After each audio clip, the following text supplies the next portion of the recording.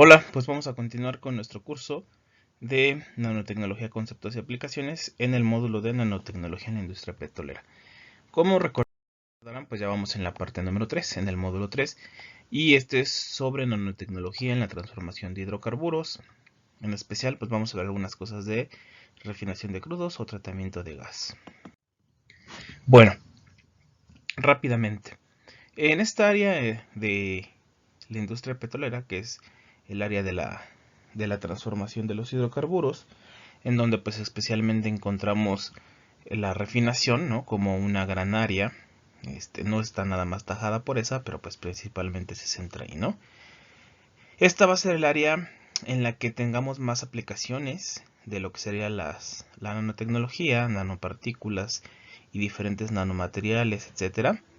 En todo lo que sería la cadena de valor que ya estuvimos viendo. Sin embargo, resulta algo curioso si nosotros vamos por ahí a buscar algunos reviews de artículos, libros, notas técnicas, etcétera. Veremos que esta área en específica es de la que menos se nombra, ¿no? Como un área general y bajado a un estudio único, ¿no? ¿Por qué? Porque pues muchos de las aplicaciones están enfocadas a cuatro grandes campos. La primera pues es la de los catalizadores para para los procesos múltiples de refinación y de obtención de diferentes productos, para inhibidores de corrosión que se utilizan mucho, evidentemente en todos estos procesos de transformación de los hidrocarburos, para el mejoramiento de los combustibles, que por ahí tiene que ver también en parte con los catalizadores y con algunas trampas y demás. Ahorita lo vamos a ver por cuestiones ambientales, y de ahí pues la eliminación de compuestos azufrados, ¿no? Es decir, todo lo que tenga que ver con retirar la mayor cantidad de compuestos de azufres de cualquier tipo del petróleo crudo, pues es donde aplicamos, ¿no? Entonces, de ahí se dividen estos cuatro grandes grupos, y precisamente por eso no es muy común encontrar así como que nanotecnología en la transformación o en la refinación, sino pues la vamos a encontrar así bien dispersa en los cuatro, pero con una gran cantidad de información, de artículos, libros, etcétera, que da gala de que esta es la mayor aplicación que tenemos, ¿no? Bueno, entonces vamos a empezar ya ahora sí de lleno con esta parte de la refinación de crudos. Y aquí nos vamos a encontrar que, como les decía, ¿no? La aplicación de toda esta parte de la nanotecnología, del uso de nanopartículas o de algunos nanomateriales, está principalmente impulsada por la obtención y el uso de catalizadores a nivel nano. Pues esto para qué? Porque ha permitido y permitirá mejorar en el futuro algunos aspectos de la catálisis, en especial en cuanto a homogénea y heterogénea se refiere. Sabemos en básicamente cualquier aplicación en la que se haga uso de catalizadores que el rendimiento de un catalizador siempre va a ser sensible a algunas propiedades. ¿Cuáles son esas propiedades? Bueno, principalmente es el tamaño de partícula, a la estructura de la superficie y las propiedades electrónicas, ¿no? Estas pues son cambiantes de acuerdo a la primordial, ¿no? Que es el tamaño de partícula. Entonces, si tenemos un tamaño de partícula diferente, estamos cambiando la estructura de la superficie, es decir, tendremos la probabilidad de ocupar una alta área superficial, algo que en los materiales comunes no existe. Y también podemos cambiar las propiedades electrónicas de la molécula o de los compuestos, que lo mismo, ¿no? Se modifican con respecto al tamaño. Bueno, entonces ahí es donde se aplica. ¿Pero por qué es muy importante? Pues por lo siguiente, en nosotros en torres de destilación, por ejemplo en la torre de destilación fraccionada, como la que tengo por acá, vemos que nosotros introducimos petróleo crudo a una torre de destilación, y lo que vamos a aumentar es este, la densidad y el punto de ebullición, ¿no? De cada uno de los, los compuestos que entran, pero los que aumentan pues van a caer abajo, ¿no? Y los que disminuyen su densidad y su punto de ebullición pues van a subir, ¿no? Entonces, por ejemplo, vemos que en la torre de destilación obtenemos gases, por ejemplo, de 1 a 4 carbonos, y comúnmente pues esos son el gas LP, el gas licuado de petróleo, y pues podemos obtenerlo desde los 20 grados, ¿no? Entonces, pues eso está súper bajo la temperatura para obtener, ¿no? Podemos obtener de carbono 5 a carbono 9 y algunos desechos de nafta que nos van a ayudar mucho para realizar algunos procesos químicos, ¿no? Es decir, aquí pues lo vamos a vender a la industria química. Del C5 al C10 obtenemos ya lo que sería el combustible de los más preciados, que es la gasolina a 120 grados centígrados. Y pues obviamente esto hace que muevan vehículos y demás, ¿no? Eso está más sabido, ¿no? Del carbono 10 a 15 tenemos a 170 grados queroseno o algunos aceites para las parafinas. Y pues comúnmente es ocupado en los aviones. Y pues la parafina tiene múltiples aplicaciones, ¿no? En carbonos 16 o 15 a 20 más o menos, pues ya tenemos ahí lo que sería el diésel, ¿no? A 270 grados. Y a partir de carbono 20 a 30, dependiendo la cantidad de carbonos que utilicemos, pues ya entonces ya encontramos algunos aceites lubricantes, ceras, abrillantadores y demás, ¿no? Aquí la temperatura pues ya es por encima de los 270 grados y ya de ahí para arriba vamos obteniendo diferentes compuestos, ¿no? A 600 grados ya obtenemos algunos combustibles para barcas y procesos industriales, que pues desafortunadamente es uno de los combustibles que tienen pues productos de alta densidad y de alto punto de ebullición, ¿no? Y bueno, ahí acarrea otras propiedades y desafortunadamente pues otras complicaciones. Y tenemos ya los residuos, que son compuestos de más de 70 átomos de carbono, como pueden ser asfaltenos y demás, y pues precisamente se utiliza para eso, ¿no? El betún para caminos y para techos, ¿no? Por ejemplo. Entonces, vemos que en la torre de destilación pues obtenemos una gran cantidad de derivados del petróleo, pero para que esto suceda pues no nada más es como que llego, meto el petróleo, lo caliento y wow, ¿no? Obtengo cada una de estas fracciones o de estos destilados. En realidad no es así y de ahí es la importancia de utilizar los catalizadores adecuados y que podamos ahorrar tanto tiempo como energía, gasto, o sea, es decir, gasto energético, es decir, la temperatura de obtención y demás, y productos de mucho mejor calidad, ¿no? Entonces ahí es donde se aplica la nanotecnología. Entonces, en ese sentido, por ejemplo, el campo más abundante pues es el de los catalizadores. Comúnmente los catalizadores están embebidos o están soportados valga la redundancia, en un soporte, ¿no? Entonces, los materiales de soporte por excelencia, los que más se han utilizado a través del tiempo, es la alúmina y el sílice. La alúmina, ¿por qué? Porque la alúmina tiene una alta superficie de contacto, es muy estable, no es corrosiva y bueno, tiene otras muchas aplicaciones mecánicas y térmicas, ¿no? Que pueden ayudar considerablemente a los catalizadores.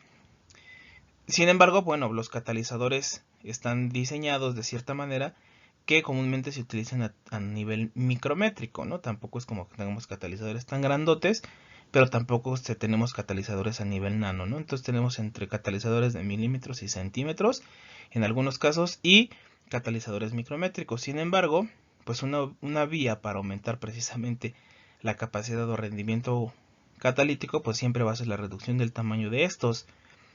Recordemos que siempre va a depender mucho de las aplicaciones, ¿no? Pero en la mayoría de las aplicaciones, en donde se requiere la reducción del tamaño, se requiere que también esto lo soportemos como en los comunes, ¿no? Y comúnmente estos soportes son de materiales porosos. Entonces, la alúmina y el sílice siguen cumpliendo precisamente esa capacidad de ser materiales porosos y de muy buen soporte y que además los podemos llevar a nivel micro y nanométrico. Entonces, eso nos ayuda considerablemente, ¿no? Para obtener nuevos catalizadores con propiedades inimaginables como los anteriores que teníamos, ¿no? Como les decía, el soporte se va a elegir de acuerdo a la aplicación. Perdón. Podemos tener alúmina, por ejemplo, de alta superficie y pues van a hacer reacciones por ahí de los 500 grados centígrados, ¿no? También podemos tener alúmina de transición, que en realidad son las diferentes fases en las que podemos obtener la alúmina. Y a esa la vamos a utilizar mucho para reacciones de oxidación. En aspectos oxidantes ahí en lo que veíamos ahorita, por ejemplo, de la torre de destilación, pues se ocupa mucho esta alúmina, ¿no? Y el sílice se utiliza para catalizadores de níquel y cobre, que son unos de los catalizadores más comunes en la industria del petróleo, ¿no? Como lo habíamos dicho, estos generalmente son porosos, tienen obviamente poros micro y nanométricos, comúnmente nanométricos, y en él se depositan partículas, ¿no? Partículas muchísimo más pequeñas, de tal forma que pues puedan entrar en contacto, ¿no? Tenemos catalizadores ya altamente avanzados, ¿no? Por ejemplo, aquí puse uno de los más grandes ejemplos y donde precisamente tiene más aplicación dentro de este subcampo, la nanotecnología, pues son los catalizadores para hidrodesulfuración, perdón, catalizadores para hidrodesulfuración, que es el famoso HDS.